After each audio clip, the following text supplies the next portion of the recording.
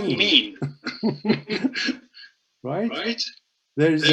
As a scientist, this is fuzzy. It's very subjective. I like cold weather. I go swim and in the river, and you say, what was the water like? And I said it was fantastic. And you can't even put your feet in it. So it's very subjective. It doesn't mean anything. It's fuzzy. So when I say the accuracy of a model was good or bad, it's void. We need to have a measurement. How do you measure? If you deliver your assignments and you say, we did this model and the accuracy was not good, do you think it's acceptable? No. You have to have a measure. You have to say, my accuracy was 70% correct. Meaning I took a sample and I did the prediction and my model was 70% correct. Right? And now it has a meaning. It has more meaning than the fuzziness. So when I train, like Mahsa was saying, when I have a segment of the data that I use for training, and then for me to be able to measure the quality of that model that is being created as part of the training, is as I use validation to measure it. Because as part of the training, the model itself, the algorithm, it goes through iterations and cross-check itself with the training data and keeps improving itself, right? That's the gist of any machine learning algorithm. It improves itself. And that's another definition of a machine learning algorithm. But then after it's done, I have to have had set aside some segment of the data that was not part of the training. Pay attention to this. It shouldn't be part of the training. Why?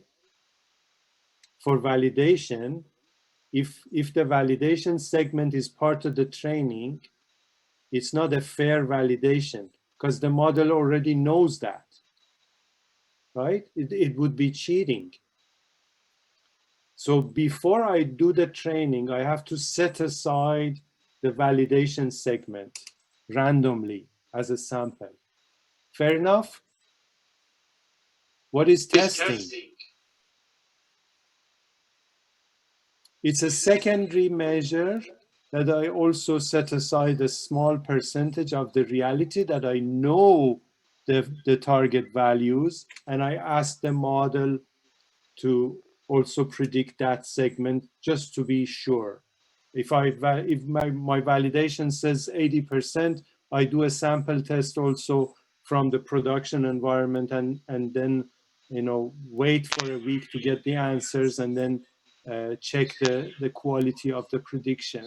In that case, it may not be 80%, it may be 75 or maybe even better, 80, 82. But it's insightful to produce as part of my report, say, I did the training and I did the validation and I did the testing.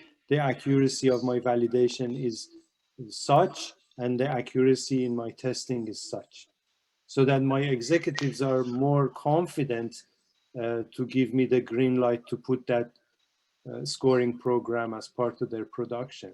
It's their business. It's extremely important to them. Let me see. Sorry, I'm overlooking your chat questions.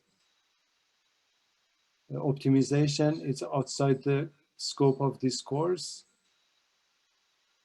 Are we studying? No. You can get a master's degree in optimization, and you can have multiple courses in optimization. We focus on machine learning as part of this data science course, but it is part of the palette of skills that are expected from a data scientist to know optimization and simulation as well. So those are the other skills that you may want to see worthwhile to add to your palette of toolkit. And also extremely important for me is to make sure that you, as part of your business formulation, at least if you don't even have those skills, you are skilled enough as part of this course to see what falls in the prediction category of the problems. And those are the ones that you can solve with learning the techniques that you learn during this course.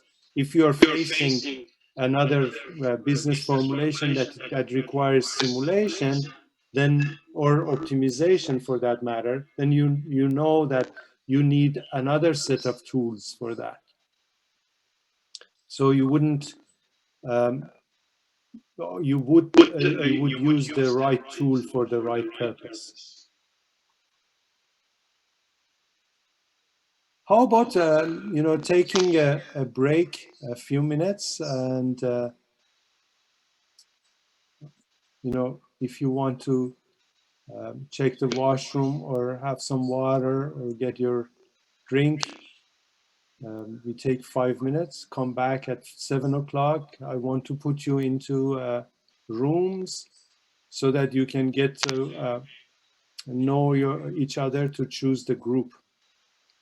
It's a student's responsibility to form the group, but as your instructor, I try my best to facilitate that. So let me know how I can help. One of the things that we can do is, every a few minutes, you can go into the, your chat rooms and get to know each other.